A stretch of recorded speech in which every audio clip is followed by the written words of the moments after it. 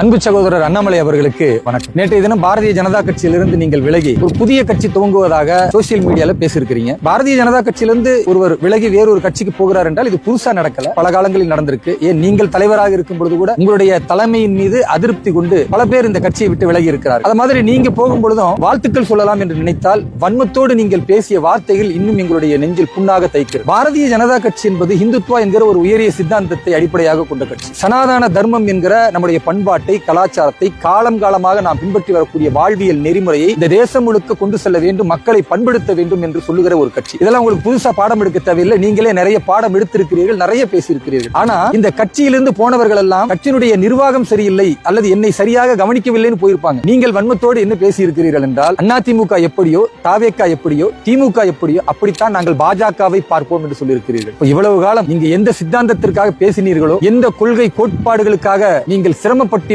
என்று சொன்னீர்களோ அத்தனையும் பொய்யா. உங்களுடைய சுயநலத்திற்காகத்தான் பேசியிருக்கிறீர்களா? கடவுள் மறுப்பு காட்டு மிராண்டி கொள்கையை வைத்திருக்கிற திமுகவும் ஆன்மீக நம்பிக்கையும் அறவழியின் அடிப்படையில் ஆட்சி செய்ய வேண்டும் என்று சொல்கிற பாரதிய ஜனதா கட்சி உங்களுக்கு ஒன்றாக தெரிகிறதா? கம்யூனிஸ்டுகள் நம்முடைய நாட்டின் சித்தாந்தத்திற்கு எதிராக சீன தேசத்தினுடைய சித்தாந்தத்தை நுழைக்கக்கூடியவர்களும் பாரதிய ஜனதா கட்சி என்கிற பண்பாட்டை பேசுகிற ஒரு கட்சி உங்கள் பார்வையில் ஒன்றாகிவிட்டதா? எதற்காக நீங்கள் கட்சியை விட்டு வெளியேறினீர்கள்? எல்லோரும் நினைச்சாங்க இவர் ரொம்ப உழைச்சிட்டாரு, உழைச்சு அவருக்கு சரியான அங்கீகாரம் கொடுக்கல, சரியான பதவி கொடுக்கல, அதனால வெளியேறி விட்டார். ஆனா உங்கள் வன்மத்தின் வார்த்தைகள் சொல்லுகிறது நீங்கள் எந்த அளவிற்கு சுயநலத்தோடு இந்த கட்சியில் இருந்திருக்கிறீர்கள் என்றால், நீங்க இங்க நிர்வாக பிரச்சனை என்று சொல்லி விலகவில்லை, உங்களுடைய கொள்கை கோட்பாடு வேறாக இருந்திருக்கிறது. மனசுல ஒண்ணு வச்சுக்கிட்டு வாயில ஒண்ணு பேசியிருக்கிறீர்கள். எவ்வளவு பெரிய அயோக்கியத்தனம்! நீங்கள் இந்த கட்சிக்கு செய்த துரோகத்தை உங்களுக்கு பின்னால் இன்னைக்கு 10 லட்சம் பேர் வந்திருக்கிறான்னு உங்க முகநூல்ல போட்டு காட்டுறீங்களே, அவர்கள் உங்களுக்கு செய்ய மாட்டார்களா? பாரதிய ஜனதா கட்சியில் இருக்கும் பொழுது பாரத் மாதா கி ஜெய், என் பாரத தாயின் புகழ் ஓங்குக என்று உற்சாக குரல் உங்களிடத்திலிருந்து வந்துச்சு. நீங்க இப்ப புதுசா ஒரு கட்சி ஆரம்பிக்க போறீங்களே, பாரத தாயின் புகழை நீங்கள் பேச போகிறீர்களா? நிச்சயமாக கிடையாது. ஏனென்றால் நீங்கள் பாஜகவை எதிர்க்க துணிந்து விட்டவர்கள் பாரத தாயை எவ்வாறு போற்றுவீர்கள்? அதே போன்று சனாதன தர்மத்திற்காக நீங்கள் குரல் கொடுத்தீர்கள், இனிமேல் நீங்கள் சனாதன தர்மத்தை பேச போகிறீர்களா? நிச்சயமாக கிடையாது. வாக்கு வங்கி அரசியலுக்காக தர்மத்தின் அடிப்படையில் இல்லாமல் நீங்கள் அதர்மத்தின் பக்கம் போக போகிறீர்கள். இந்துத்துவா என்கிற உயரிய சிந்தனை நம் பண்பாட்டை, கலாச்சாரத்தை பாதுகாப்பதற்காக கடந்த காலங்களில் குரல் எழுப்பினீர்கள். இனிமேல் அதை பற்றி நீங்கள் பேச போகிறீர்களா? நிச்சயமாக பேச மாட்டீர்கள். ஏனென்றால்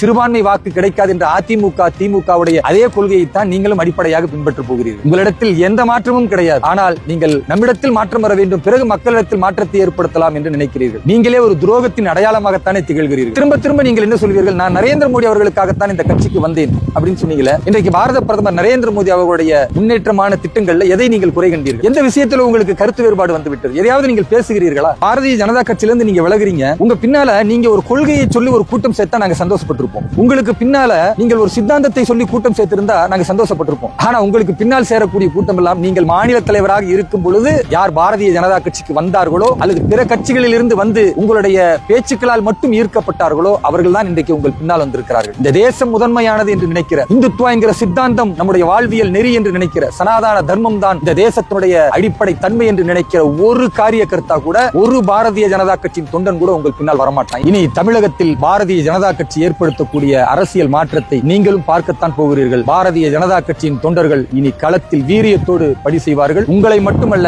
இந்த கட்சியை, சித்தாந்தத்தை யார் எதிர்க்கிறார்களோ அவர்களை நெஞ்சுறுதியோடு எதிர்த்து தேசம் முழுக்க பாரதிய ஜனதா கட்சியின் ஆட்சி அமையும் வரை, குறிப்பாக தமிழகத்தில் தாமரை மலரும் வரை நாங்கள் களத்தில் நிற்போம், வென்றெடுப்போம். எல்லா புகழும் இறைவனுக்கு. ஜெய் ஹிந்த், வந்தே மாதரம், பாரத் மாதா கி ஜெய்.